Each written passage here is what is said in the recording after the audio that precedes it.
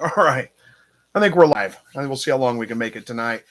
All right. So again, if you're first time here, we'll get the disclaimers out of the way while we're waiting on everybody to get in here. And first time here, this is a weekly live broadcast. Most Thursday evenings, I do this 7 o'clock Central Time. Sometimes things get in the way. I can't make it for whatever reason, but usually 7 o'clock Thursday evenings, I'm here. I'm getting notifications here. Hang on, let me check. Nothing important.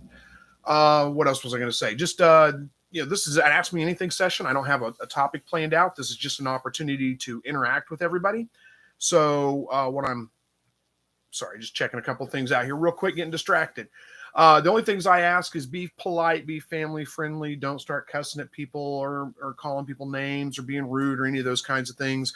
We can disagree on things. We can have friendly debates. You can recommend another YouTube channel for something. I don't care about any of those kinds of things, but just be polite and family friendly. That's the biggest thing. So, all right, starting off, you guys may notice I didn't get a video out this week, and I apologize for that. I've had a bit of a cold since about Friday, and it just kind of got worse and worse, and I think I'm finally starting to get over it, but I still do have a cough.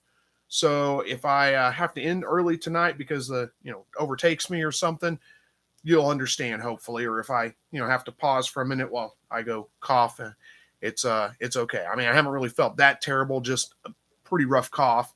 And now it feels like I've done about 3,000 sit-ups. My abs are killing me every time I cough, but that's okay. I'll make it through. We'll be good.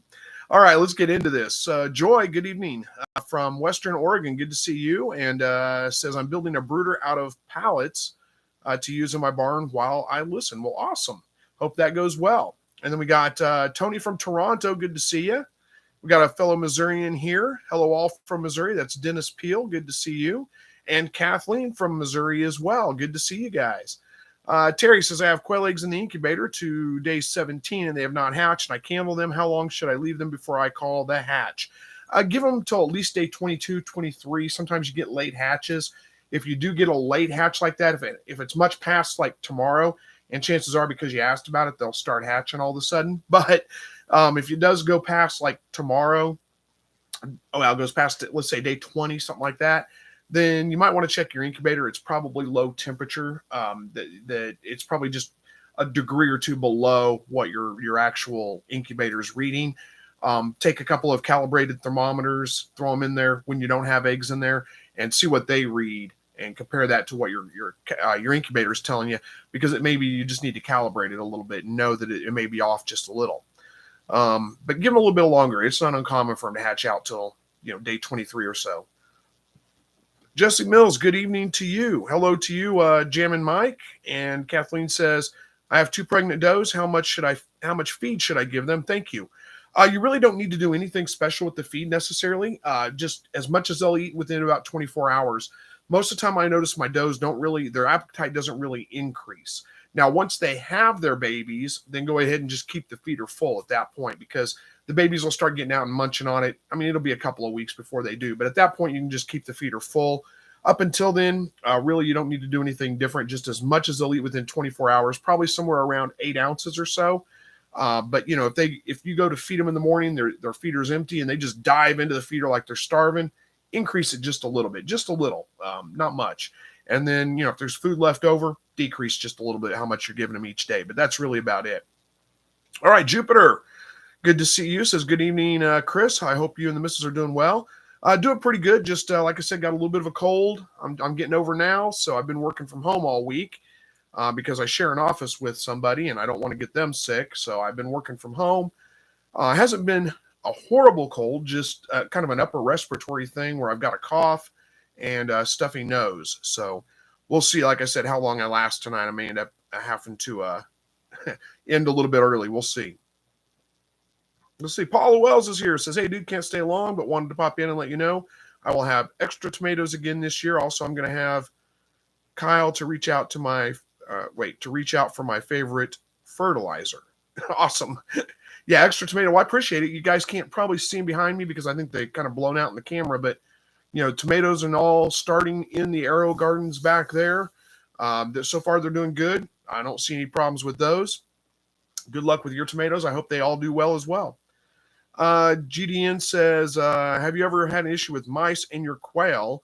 had some toes go missing. I've never really had that issue. I've had a fox that comes up, and he'll when he gets at the quail, he likes to grab their feet from underneath and try to pull them through, and I've had him pull a few legs off the quail, but never that I've noticed really any issues with mice, especially not eating their toes or anything. So sorry to hear that. That sounds pretty rough. Paula says, I'm glad you're feeling some better too. Yeah, a little. I mean, yeah, like I said, I wasn't really feeling all that rough, just a bad cough. It was really bad for a couple of days, and then kind of gotten a little bit better, but it's still here, still lingering.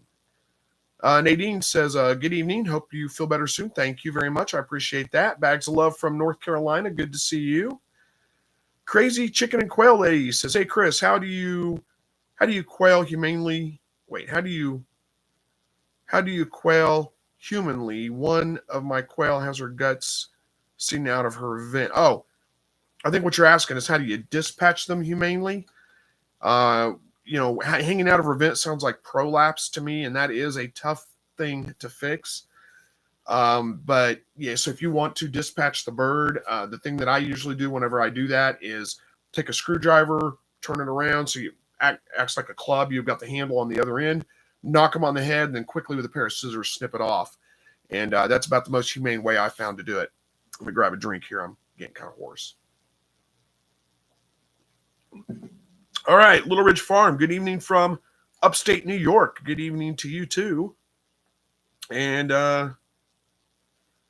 Crazy Chicken and Quail Lady says, very one got beans and rice. Here we go. I don't know what you mean by that one. I've lost you. I'm sorry. Rich says, hey, I'm building a tractor for my male quails. Is it better to keep 5 males in a 2x6 cage or 8 males in a 4x6 cage? Thanks. Oh boy, you're making me do math here. 5 quails in a 2x6 cage, that'd be 12 square feet. A 4x6 cage would be, what is that, 24 square feet? So either one, honestly, you can keep them up to 1 bird per square foot. So either one of those is going to be just fine. I don't know that one's necessarily better over the other. Hey, Brandon from Whiskey Tango Farms is here. Good evening to you. Steve says, bless you, Chris. Hope you're better soon. Thank you very much. I appreciate that. And Crazy Chicken and Quail Lady, thank you, Chris, for everything. Well, you are absolutely welcome. All right, let's see. Deeds of the Freckles King says, hey, my doe ended up having 6 babies the other day. She didn't end up having a miscarriage. When should I check the babies for nest box eye? As soon as you want to. I check them. Excuse me. I check them as soon as they're born, really. I mean, as soon as I can get in there, I'll go ahead and check and make sure everybody's doing okay. I haven't lost any of them to clean them out. And then I usually check them pretty regularly the first 2 or 3 days. I mean, like at least once a day, I get the nest box out, go through, make sure they're all doing okay. You don't have to worry about the mother abandoning them. That's not going to happen. So, nest box eye probably isn't a huge concern. It depends on what kind of rabbits you're raising. I've only really ever had that happen in 1 or 2 litters of rabbits. So it's not really a big concern. But it is a good idea to go ahead and check on your babies, make sure they're all doing okay, make sure you haven't lost any. Do that pretty regularly, at least once a day, I would say, up until they're about a week or 2 old. Brandon wants to know, how is the plant? Oh, Jesse Mills is here, says hey to Brandon. So how's the planting going? Well, Brandon, let's see. It's the stuff outside that I planted in the greenhouse, nothing sprouted there yet. Not a big surprise. I didn't necessarily expect it to, but it was worth a try. See if it was working. Everything behind me is doing well. I got tomatoes, peppers. Some of my peppers are not sprouted yet, but all the tomatoes are sprouted. Jalapenos are sprouted. So far, so good. Let's see. Nadine Franklin says, I have a rabbit that has turned aggressive since I bred her. Is this normal with some does? Yeah, it is pretty normal in some does. Some does are aggressive until you breed them. Some does become aggressive once you breed them. It varies from time to time, but from rabbit to rabbit, I should say. But that is not an abnormal thing at all. Hopefully when she has her baby, she'll calm down a little bit. Okay. Findow says, what will happen when my buck rebreed my doe? She's about 8 days left to give birth. Well, probably nothing. I wouldn't worry about it too much. I'm surprised she let him go ahead and breed, though. Usually if she's pregnant, they won't allow the buck to to breed them at that point. But there's probably nothing to worry about. It's best to keep them separate though, so that doesn't happen. But nothing's gonna. I wouldn't worry about it. Crazy Chicken Lady says, how to kill a quail quick. Okay, I think I already answered that one for you. If I didn't, go ahead and ask it again, but I think I already got that one addressed. Justin says, sorry I'm late. Hello from Iowa. No problem. Thanks for showing up. And Paula says, thanks. I hope yours do well. Also, when it's time, let me know if you need some. I might have extra peppers, but they're still germinating. I'll know in about 4 or 5 days. Yeah, my peppers, well, my jalapenos have germinated, but poblanos have not yet. So I'm giving them a little bit longer. Jalapenos were a little bit slow to germinate. Just a couple of days ago, honestly, is when they started sprouting. All right, CDN Gunworks says, thanks, Chris. Hope you're feeling better. Thank you. Well, so far I am, but we'll see how that goes. Like I said, if I have a big coughing fit or something, we may end up having to end this one early, but I'll hang in as long as I can. Jupiter says, I've been struggling getting my tomatillo seeds started. That's one of the main things we grow. I'm going to try the method you showed a couple of years back with direct sowing my seeds with a milk jug around it.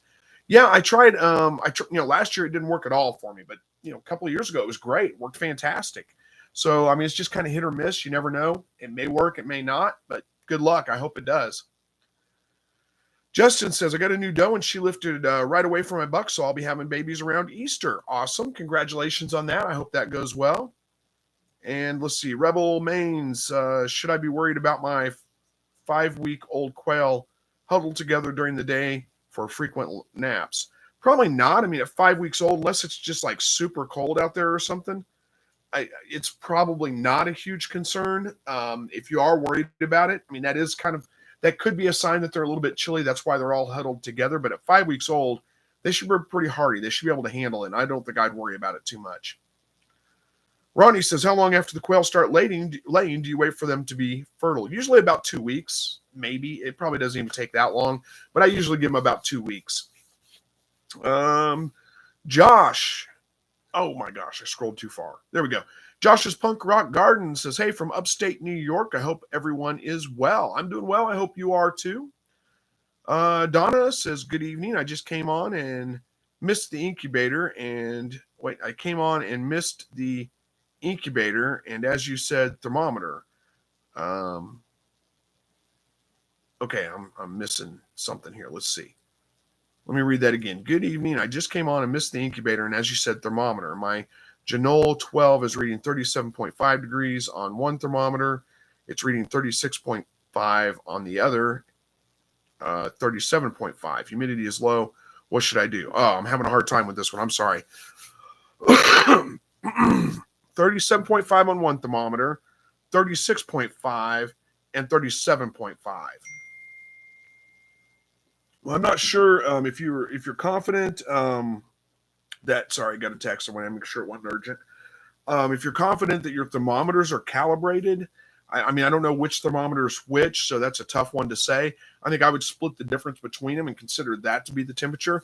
Also, you're talking 1 degree Celsius. 1 degree Celsius isn't much of a change, is it? Let's see. I can't figure out what that is. 36.5 C to Fahrenheit, 97.7, and then we do 35, 95 point. Well, it's 2 degrees, so that is a pretty significant change, bigger than I thought it was. So, yeah, split the difference between them would be my guess. I don't know much about that thermometer. Does it have a fan unit in it? If it doesn't, that could be just you've got cool spots in your incubator. So that may not be something you can easily fix. You may just have to kind of remember that, or just remember where those spots are. I don't have a great suggestion for you, unfortunately. You might try calibrating your thermometers if you haven't done that already, because could be that your thermometers are off just a little bit. And I think I would go with that as the first thing, is to calibrate the thermometers and try again. All right. Sam Russell says, hello from Joplin. Hey, that's where I'm at. We're neighbors probably. Says, I just found your channel on Tuesday. Awesome. Well, thank you for joining the live broadcast. I appreciate it. And who knows, you probably see me around town sometime. Stop and say hi. Boris says, hello, Chris. Good to see you, Boris. Verna, good evening, Chris, and everyone else. Thank you. Deeds, the Freckles King says, thank you, Chris. You are welcome. Hello to you, Jennifer. Jennifer says hello to everyone. And G. Michael Jr. questions, can you keep that many male quails 8 together without any issues? Yeah, you should be okay to keep them together. I can't promise you won't have any issues, but they'll probably be minimum. You might get a little bit of fighting. They might get a little bit aggressive when they first start crowing and come of age, but they should get over that and be okay pretty quick. They're probably going to be pretty noisy, though. They're going to crow a lot, I would guess, because there's no hens around to kind of satisfy them, so to speak. So they're going to be looking for hens, and they're going to be crowing a whole lot and competing for that. So you're going to hear a lot of crowing, but they should be okay. I wouldn't worry about them too much. Justin says, I want to grow some carrots in tots. Okay. I don't know. In tots or in totes? Maybe you're saying in totes. What you should be able to, if you're talking about like a raised bed type, like a big plastic tote, and you want to grow them in there, that'll work. I don't see why it wouldn't work. I've grown carrots in all kinds of containers and in raised beds, so there's no reason it won't work. Just my suggestion would be get a good potting mix. Don't use just soil. Carrots need pretty loose soil, and if you put just dirt, like just dig it up out of your yard, put it in there, you're going to have weed seeds in it. It's going to get compacted. You need a good potting mix to plant them in, but it should work. Hey, Jose from St. Peters, Florida. Good to see you. Uh-oh, I missed something because you're saying, wow, Brandon, that sounds traumatic. What happened? What did I miss from Brandon? I don't see it. Well, whatever it is, I'm sorry it happened, Brandon. I don't see it. And then he's saying, yeah, that just happens. There you go. Oh, okay. Now I'm with you. Have you had a doe scream when a buck fell off? Well, no, I haven't had that happen, but I've heard rabbits scream. It's not a pleasant sound, that's for sure. But I'll tell you a little story here real quick. When I was younger, I used to raise all kinds of reptiles, snakes and lizards and things like that. And one time I got a rabbit. It was a free rabbit. It was a small one. It was a free one from a pet store. I can't remember why, but they needed to get rid of it. And so I got it as snake food and fed it to my python. And man, that rabbit screamed when that python grabbed it and wrapped it up and screamed and screamed and screamed. And I always pre-killed after that. That was a horrible, horrible sound. I've heard a rabbit scream before. It's a terrible thing. But no, I don't think I've ever had it happen when a buck falls off. I mean, I've had them kind of growl or make different noises, but I don't think I've ever actually had them scream. Verna says, everyone hit that thumbs up, show Chris some love. Well, thank you very much. Crazy Chicken and Quail Lady says, I'm buying quail eggs from my Shire Farm. Thank you for introducing him to us. We can't find quail in East Tennessee, and I just hatched 23. Awesome. Well, you're absolutely welcome. You've got a good supplier there, and I'm sure they're going to do really well. Andrew says, thanks, Chris, for all the advice on the quail and rabbits and my gardening. Doing well in Vermont. Awesome. I'm glad to hear that, and you're absolutely welcome. Thank you for watching all of the videos, and I'm glad you're finding them helpful. Brandon from Whiskey Tango Farms. We're almost to 1,000 subscribers, 45 shy of my goal. Was hoping for 1,000 by April. Well, maybe how many people we got in here? I don't know how many people we got here right now. We got 64 people in here. If 45 of you go over and subscribe to Whiskey Tango Farms, see if you can get them up to 1,000 subscribers before the end of the night. That would be awesome. I'm already subscribed, so. King Polo says, nice lighting. You mean the lighting on me? Like my lighting me up? Well, thank you. Usually I have the lights behind me off, but I got plants up there and I don't want to disrupt the Aero Gardens light cycle. So that's it. Let's see. Brandon says, yeah, that's why I'm not sure we are going to hit that goal to get 1,000 before April. Well, you never know. Good luck. I hope it does work out. Rebel says, let's see, I'm a new follower and love your channel. Hello from California. You may have slight confidence as a new quail owner. Your channel is greatly appreciated. Thank you. Well, thank you very much. You are welcome. And I'm glad to hear that you're finding the videos helpful. Thank you for watching them. Crazy Chicken and Quail Lady says, I add warm water. This was my first hatch. So you added warm water to your incubator. I'm not sure what that's. I'm not sure what we're talking about. I mean, I think you're saying you add it to your incubator, but I'm not sure if that's a response to something or why you're telling me that exactly. I don't know how to respond. I'm sorry. Blame it on the cold. I'm a little foggy. Oh, S.O. Swanson sneaks in the seat undetected tardy. Greetings from Memphis, Tennessee. Yeah, we don't keep attendance. It's all right. You don't have to sneak in. But thank you for joining. Crazy Chicken and Quail lady says 57 to 67 humidity. Yeah, the humidity sounds fine. That's not a big concern. Boris says bought a ticket for QuailCon. Awesome. Hope to see you there. Donna, let's see. Donna says, okay, thank you. Sorry, it's been hard to figure out what I was saying. Oh, no, it's okay. It's probably more me than you. Don't worry about it. Hello, Karen from Hot Springs, Mississippi. That's from, oh, no, that is Karen saying hello. I think there should be a comma there, right? Hello, comma, Karen from Holy Springs, Mississippi. There we go. Or Holly Springs, I guess it is. Hello to you. Thank you for joining. Where are we at here? Jesse says, he says to SO, you're going to have to stay after class. Yeah, probably so. Boris says, I can't wait to meet you. Well, thank you. I appreciate that. I'm looking forward to it too. I always like to meet everybody there. I mean, I say always. I've only been there one time, and this is only the second one, but that was the best part last year, was really just getting a chance to meet everybody and interact with everybody. So, what I'll tell you guys, if you do see me out and about, whether it's at QuailCon or just out and about town, I'm not going to know who you are. Probably don't be offended by that. It's just I only see little icons here. I don't get to see faces. And I'm pretty bad with names. I'm really good usually with faces, but not great with names. So you're going to have to come up to me and talk to me.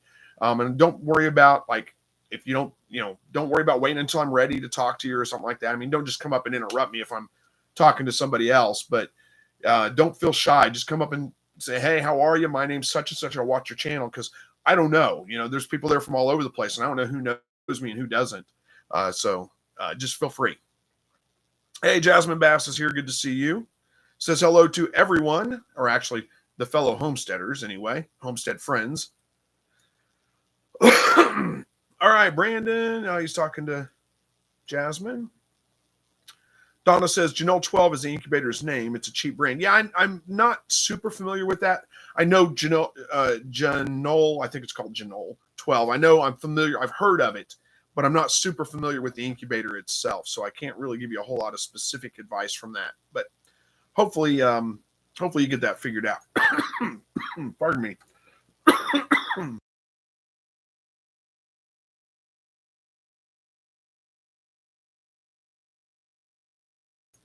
All right, we're back. Let's see, who's that?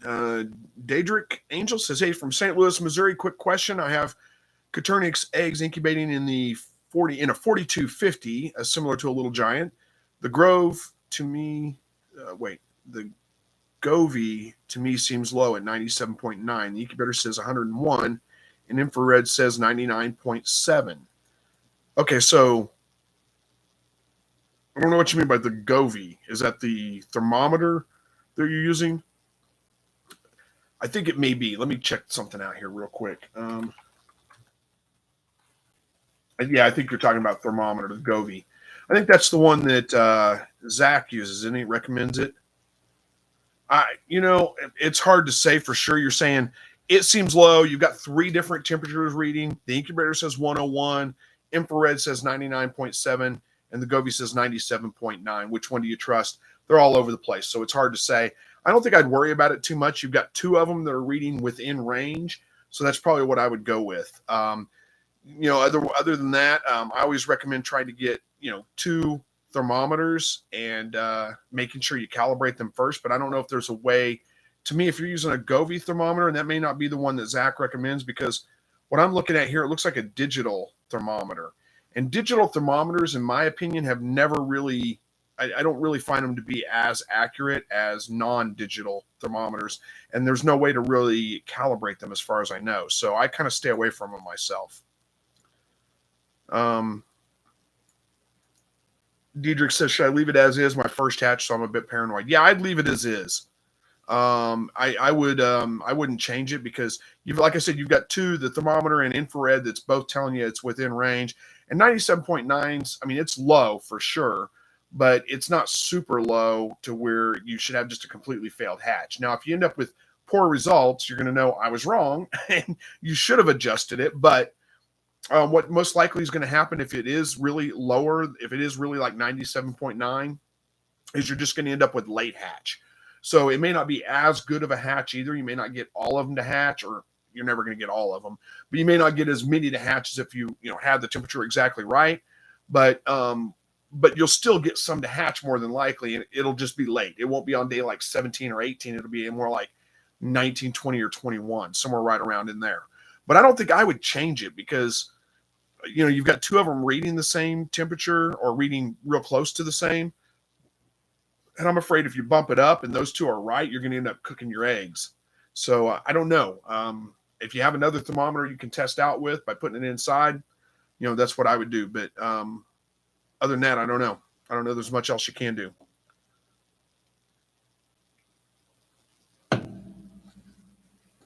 Oh, sorry, I had a hard time swallowing that. Crazy Chicken and Quail Lady says, yes, I am I'm lopsided from hens to roosters. Chris, do you sell adult hens? I will pay. Well, if you're local, I might be able to hook you up with a couple, but I'm not set up to be able to ship them. So unfortunately, I can't help out with that. But if you're a local here in Joplin, I could sell you a couple of hens for sure. Flock and Family Homestead says, hey, would you be interested in an egg swap, looking to add to the bloodline? Well, I'm not against an egg swap, but I just don't have a whole lot of eggs coming out of them right now. Hit me up in a couple of weeks. One hutch is starting to lay right now, but the other hutch hasn't yet, and it's real sporadic. So we need to give it a couple of weeks to get going, and then we'll see what we can do. Del Choo from Cuba, good to see you. Thanks for joining. And King Polo says, what do you think about those battery-operated lawnmowers? Interesting question, a little off topic. I don't know. I don't have personal experience with them. My personal opinion has always been that when it comes to like yard tools, gas-powered is always better than battery-powered.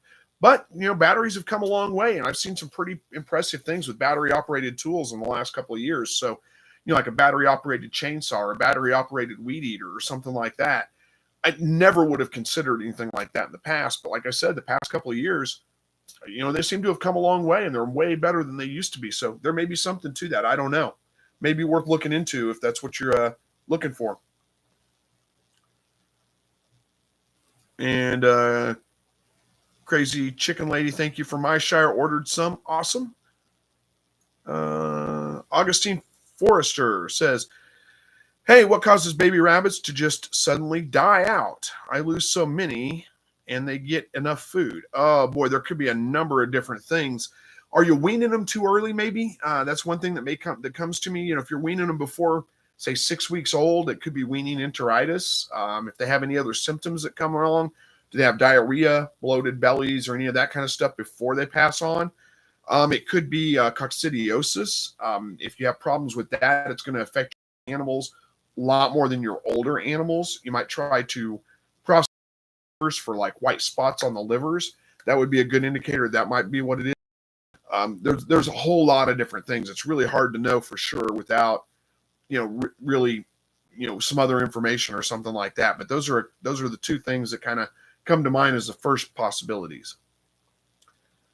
Oh, see, Daedric says, oh, pardon me.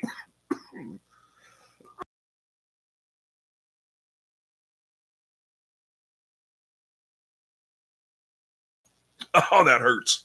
Oh, I feel like I've been doing hundreds of sit-ups, and I'm not getting any benefit from it. It just hurts when I cough. All right, Daedric says, I had a very tame and sweet rabbit one day. She turned evil and growled and screamed, etc. I never knew they made a sound until my sweet bunny turned into Monty Python mode. Yeah, that can happen sometimes. Rabbits can be pretty aggressive, and yes, they can growl, they can scream, they can do all those things. So hopefully she got over it eventually. Jasmine says, got my thumbs up. Well, thank you. I appreciate that. And Daedric says, PSC at QuailCon. Good. I am looking forward to it. Let's see. Donna says, do rabbits not like heat? I would love to get one, but it gets in the low 90s and high humidity. Rabbits do better in the cool than they do in the heat for sure. But low 90s isn't that bad. It gets up to 100 degrees here with high humidity in the summer, and they make it through the summer just fine. I don't breed in the summer. It's just too hot. And I try to just leave them alone, not really mess with them too much during the heat of the day, but they do fine. Give them plenty of ventilation and you won't have any problems. Don't make sure they're out of direct sunlight too. Don't put their hutch in the direct sun. Put it in the shade somewhere. Justin says, do you do chickens too? If you do, what are you doing for the chicken flu? Well, it's not the chicken flu necessarily, but it's the bird flu. I'm not really worrying about it too much right now. I don't do chickens on a regular, sorry, got distracted by another comment. We'll get to it in a minute. I don't do chickens on a regular basis, but we usually do a run of meat chickens in the spring, some Cornish cross, which we'll probably be getting here in the next couple of weeks. But I'm not really worrying too much about the bird flu. It is detected in the area. It is definitely something to be concerned about. The biggest thing you can do is make sure you quarantine any birds that are, if you're bringing birds in, quarantine them for a while away from all your other birds before you introduce them into the flock or something like that. But other than that, there's not, what can I do? There's not a whole lot. Try to keep, try not to have a lot of waste around your hutches where it's going to draw wild birds in that could be carriers of that. What I mean like that is like food waste and stuff. Keep that cleaned up. But there's not a whole lot else other than that that I can do. I'm not really too terribly worried about it. I'm not interacting with other birds, other flocks anywhere else. I'm not bringing in new birds necessarily on a regular. Well, I may bring in some chickens, but they'll be way separated from my quail. So I'm not going to worry about it until I have to worry about it. Let's put it that way. Sam says, I'm buying a house up in Purcell and was looking into doing rabbits and or quail. There, when I saw you, Joplin Rifle and Pistol Club shirt. Saw my Joplin Rifle and Pistol Club shirt in a video. Yeah, Purcell's not too far away at all. So there's a good chance if you'll be in Joplin at some point. You will run into each other, especially if you're at a grocery store. By that I mean Walmart, because we don't have much but Walmart grocery stores anymore. Freedom from Quail, good to see you. Or Freedom Quail, not Freedom from Quail. Freedom Quail Farm, there we go. Hello to you.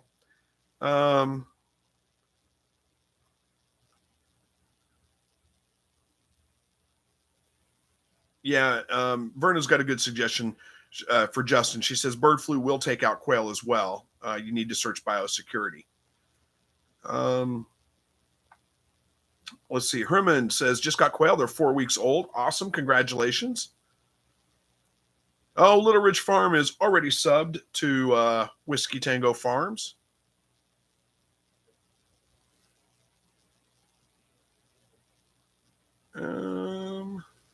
We got people saying hello to each other. I'm going to skip some of those. There we go. Dennis says, question, are your Faro clean lines or do they have SLB in them? What is SLB? I don't remember what SLB is exactly. They're kind of mixed right now. I go back and forth. I'll have some good pure lines for a while, and then usually somebody sends me some free eggs or something that gets some other things in there, and they get all mixed up, and then I go back and buy some good pure lines as well. But they're mostly they're pretty good about it. I think what you're asking me is, do they throw any other colors or anything else besides just the jumbo Faro? They're pretty much just jumbo Faros. I don't have too many problems with anything else going on. Oh, SexLink Brown. Brandon just texted me from Whiskey Tango Farms to tell me that. Thank you, SLB SexLink Brown. There we go.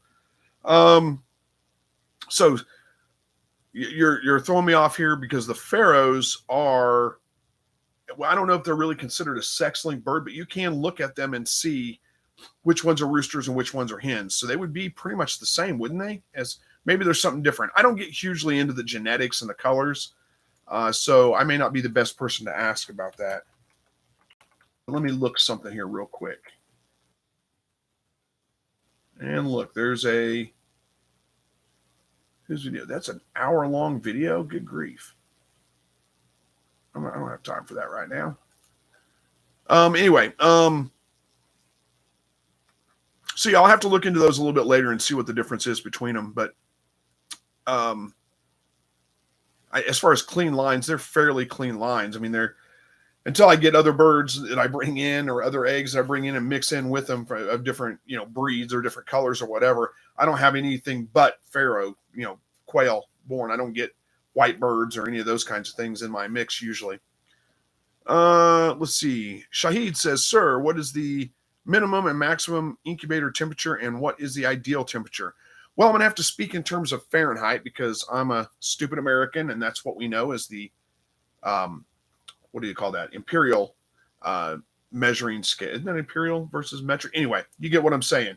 So 99 point, well, it depends on if you have a forced air or a still air incubator. And that means whether it has a fan in it or not. If it has a fan in it, 99.7 degrees is about the ideal temperature. If it doesn't have a fan in it, a still air incubator, it's 101 degrees Fahrenheit is what you want. As far as the minimum and maximum temperature, I don't know that I can actually answer that for you, but I would say I would be concerned with anything below about 97 degrees Fahrenheit or above 103 degrees Fahrenheit. And if you get much off that, even if you go down just a couple of degrees from, let's say 99.7, if you're down at like 90, 98.7, then what you're going to see is probably a little bit of a slower hatch. They're not going to hatch out on time. You may get a couple of birds that end up hatching out with like splayed legs and those kinds of things because they're late hatchers. They develop a little bit slower because of that. If you're too much over that, you're just going to get bad hatch rates. High temperatures can just result in that bad hatch rate. Hopefully that answers the question for you and gave you what you needed. Crazy Chicken Lady says, yes, I added warm water to the incubator. I was trying to help who was asking about their incubator. Oh, okay. So that's what you were answering. Oh, okay. That makes sense. Sorry. Rebel says, just subscribe to Whiskey Tango Farms. Hope you get your quota. I hope so too. Crazy Chicken Lady says, I need new quail hens. Yeah, that's always the problem, isn't it? You always have too many roosters and not enough hens for sure. I hope you can find some. If you can't find some locally, what I do is I just eat the roosters and then, hatch more eggs. Ray says, sounds like warm water would dissipate quicker. Well, I mean, if it's super warm, maybe. I think what you say by dissipate, you mean like evaporate, right? I don't know that it would. I mean, unless it's super warm. If it's super warm, then, I mean, you're talking steaming at that point. That's way too hot to be putting in your incubator anyway.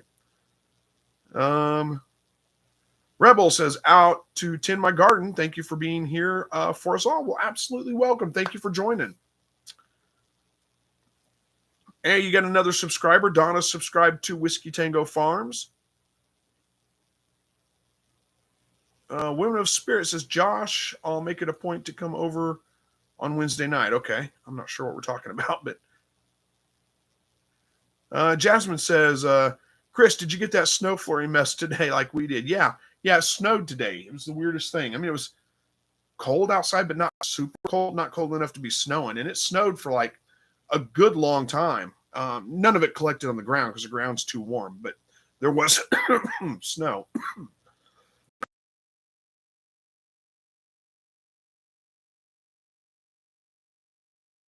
Oh, pardon me. Jesse Mills says, it was great talking to you at QuailCon last year, Chris. Looking forward to talking to you again this year. Well, I'm looking forward to it too. And I'm sorry, I don't remember exactly who you were, but I will probably recognize your face whenever I see you. It's just putting the name to the face is where I have the hard time. But unless you can give me something to help me figure out who you are, because the name does sound somewhat familiar, but maybe that's just because I see you in here all the time. I don't know.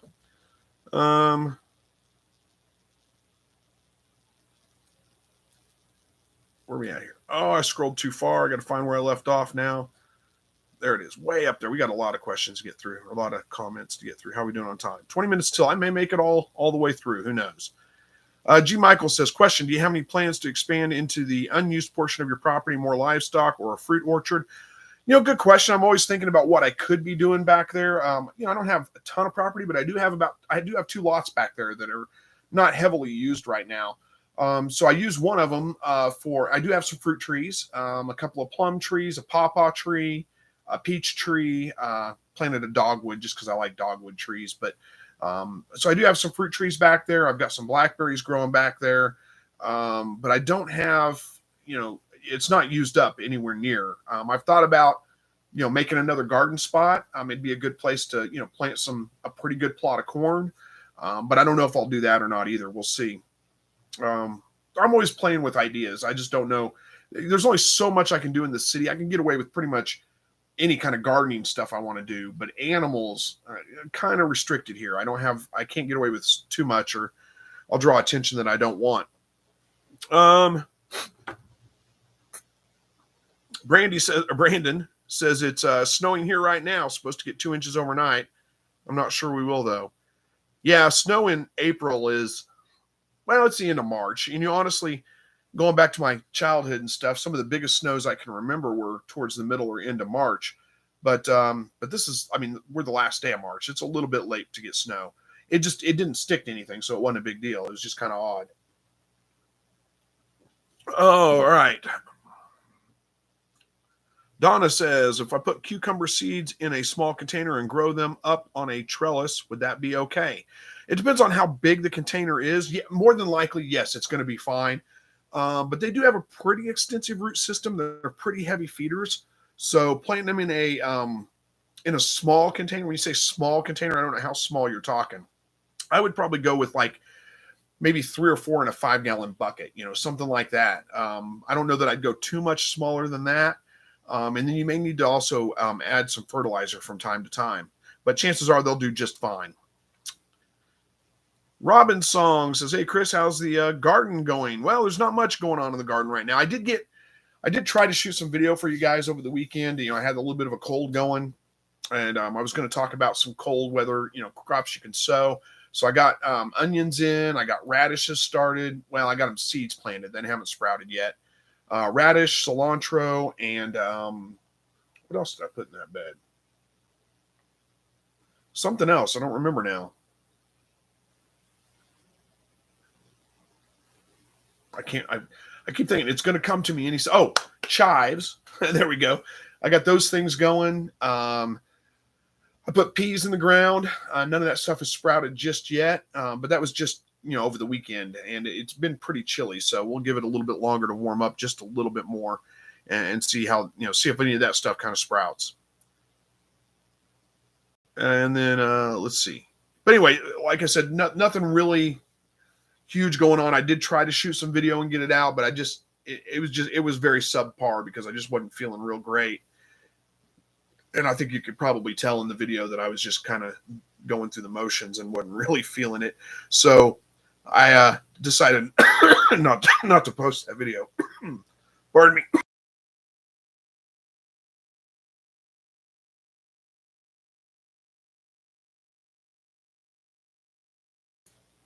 All right. Sorry. Brandon says, it snowed this morning and now tonight, not spring until it snows on the robin's back twice. Ray says, warm and rainy in Florida. Yeah, I heard you guys might be getting some severe storms coming in that direction. So hopefully you don't have anything too bad there.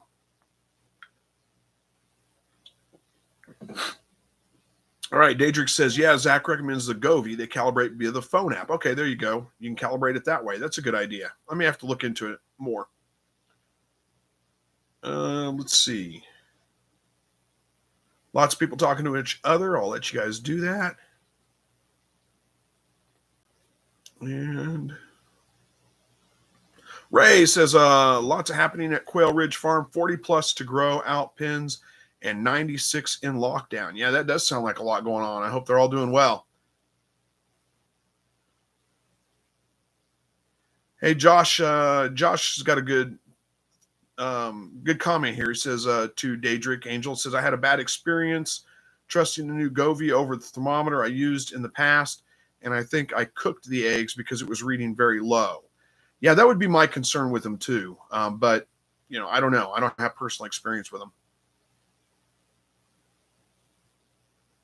Let's see. Women of Spirit says Janelle 12 can wrap a towel around it to retain heat. I used one 5 years ago and got a 75% hatch rate. Awesome. Glad to hear that it worked out well. When I was a kid, we didn't incubate eggs on a regular basis, but we did it a couple of times. My grandparents were they always did something to kind of teach us about things. My grandpa grew peanuts one year just to show us how they grew. He grew cotton one year, not a lot of it, just a little, just to show us what it looked like when it grew. Lots of different things like that. It was kind of neat that I was very lucky to have the grandparents I did. They taught me a lot. But we hatched chickens one time too, and we just did it in a homemade incubator. It was just a box and it had a light bulb, an incandescent light bulb in it on a dimmer switch that you could turn up or down to regulate the heat.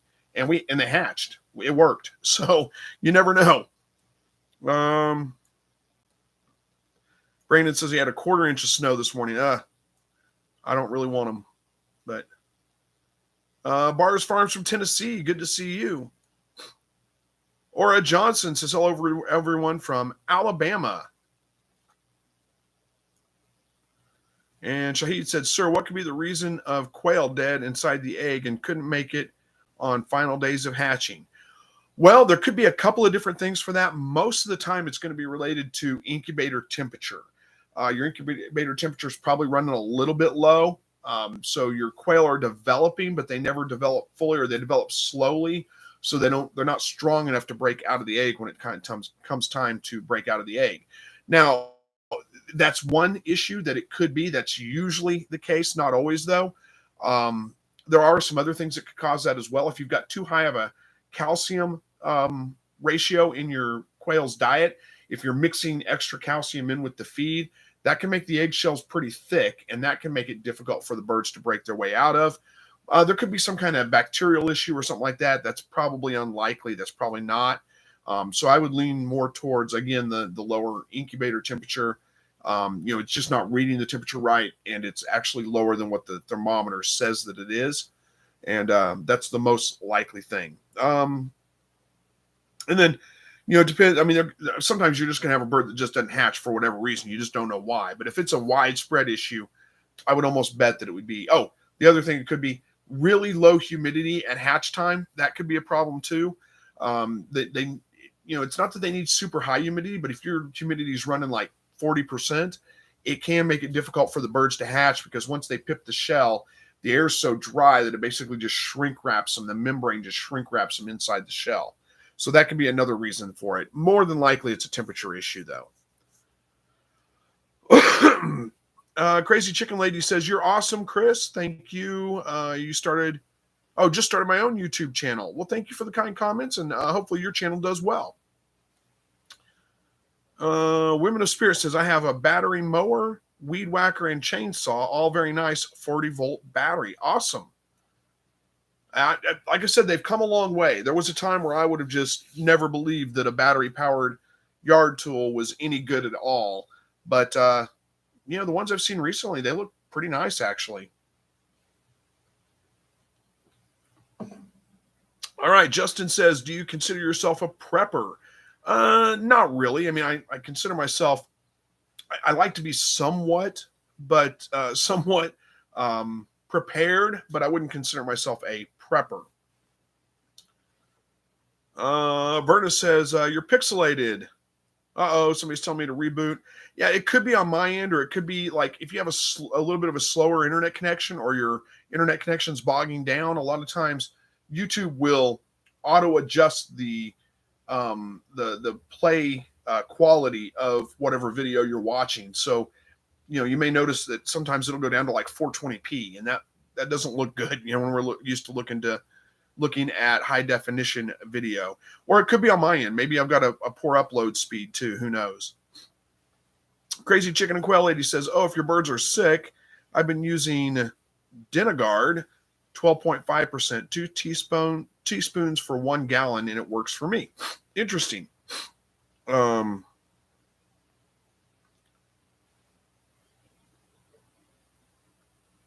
right, where are we at here? S.O. Swanson says, it's the autofocus when he moves quickly. Yeah, my autofocus is a little bit off, isn't it?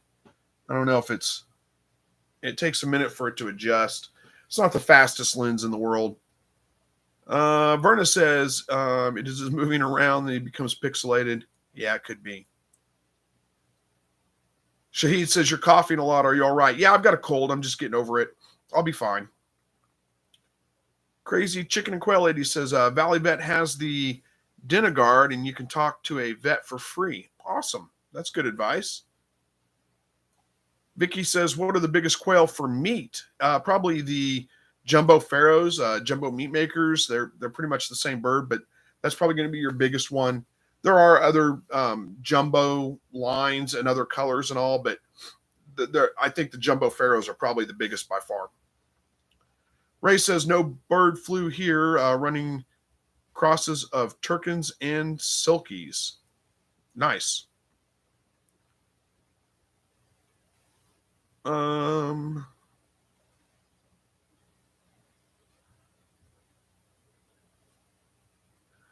Yeah, there's we're trying to troubleshoot your hatch right here. So Shahid says that they were fully developed and the humidity was maintained between 65 to 75. That sounds pretty good. Verna says just it's simple failure to thrive. It could be. I don't know how many you lost, if it was, a large portion of them or not. If it was just one or two, who knows, man? Just don't worry about it. You're going to freak yourself out trying to figure it out, and you probably won't ever get the answer right. If it was a bigger problem than that, then I would check the incubator thermometer. S. McKee says, hey, everyone, just got here. I have a terrible time with figuring out what time difference. I'm in Washington. Yeah, I understand how that goes. Yep, somebody else is telling me what SLB stands for. Thank you. How are we doing on time here? Oh, we got about 8 minutes left. Glenn says, does the crowing of roosters and quail bother your neighbors? No, they don't. Doesn't bother them at all. They think they're just songbirds.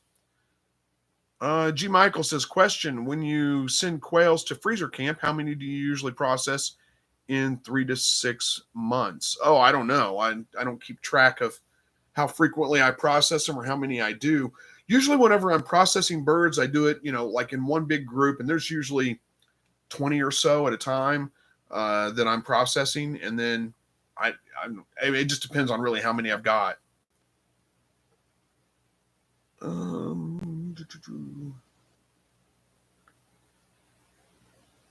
right, I'm skipping over some comments where you guys are talking to each other. Aura says, someone gave us 2 bunny females. One had babies 2 days before we got them, and the babies died. Oh, I'm sorry. Says they're still together. We still have, will she have babies again, and how soon? So, okay, so you're saying someone gave us 2 bunny females, LOL. So that makes me think one of them's a male and not actually a female, because you had babies. So I'm thinking what you're asking me is like, since they're together, how soon will she have baby? Who knows? Anytime. I wouldn't keep them together if they're a male and a female, because they're going to breed, pretty quickly, and she could be pregnant already, and you never know. You never know when they're going to have babies. So it's hard to say for sure. But yeah, if she's with a male, yes, she can definitely be pregnant again. She probably already is. I don't know when she's going to have the babies, though. It's hard to know for sure. Nick says, hey, Chris, would you know why a quail chick dies a very short time after hatching? I've had this happen to me twice. There could be a couple of reasons for that. It kind of goes back to the birds that it's the same reasons that cause birds to not hatch at all, really.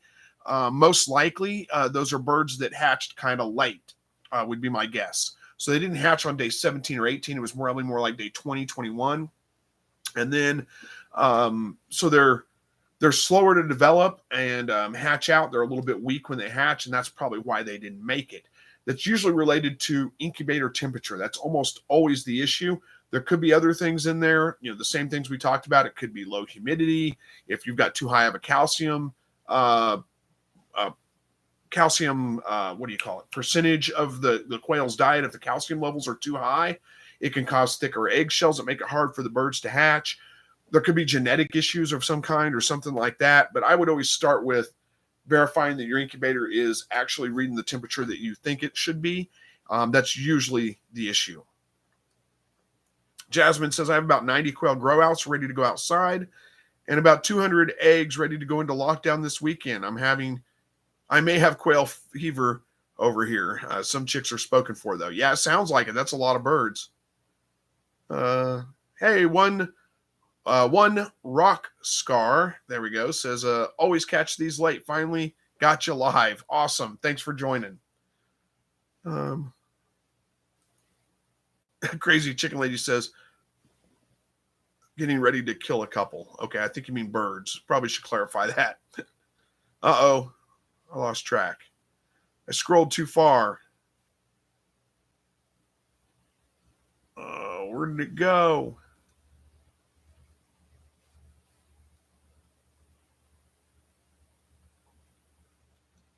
Good grief, there's a whole lot of them. I'm not going to get to all these, am I? Lost track here.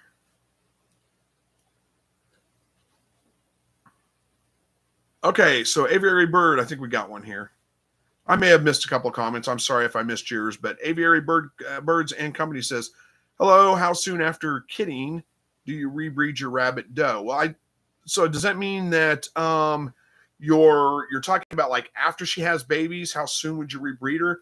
I don't personally like to rebreed. I'll wait till she's about 4 weeks so that she's only got babies for another 2 weeks, and then she'll have 2 weeks after that without babies before she has babies again.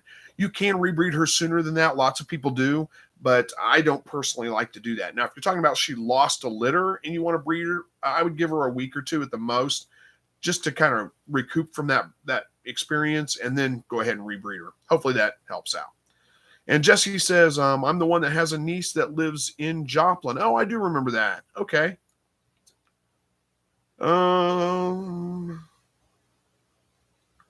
Where are we at here?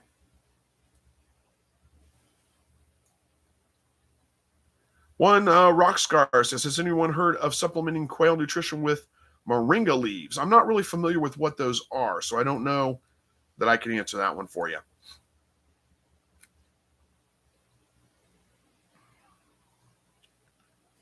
And Justin wants to know if I ever got rabbits. Not yet. I don't. I'm still on the lookout for some, but it may be a little while. Who knows? And Jasmine wants to know if my garlic has come back to life. Oh, yeah, it's doing fine. It never really died out. It just kind of went dormant for just a little while and greened right back up as soon as, well, it's been for like a month now. It's been going pretty good. Robin says, great, hope to get rid of the cough, feel better soon. Well, thank you. I appreciate that. Freedom Quail Farm says, hope you feel better soon. Hopefully you have some rabbit broth to drink. No, but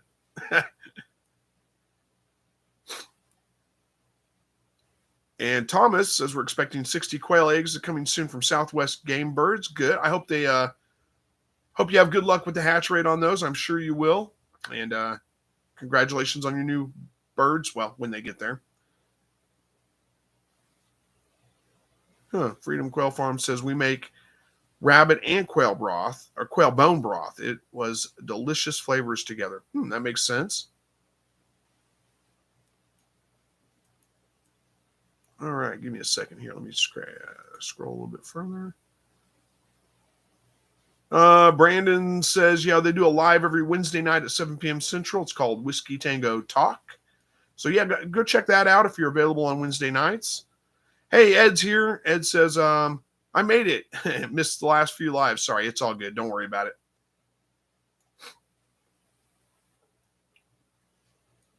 All right.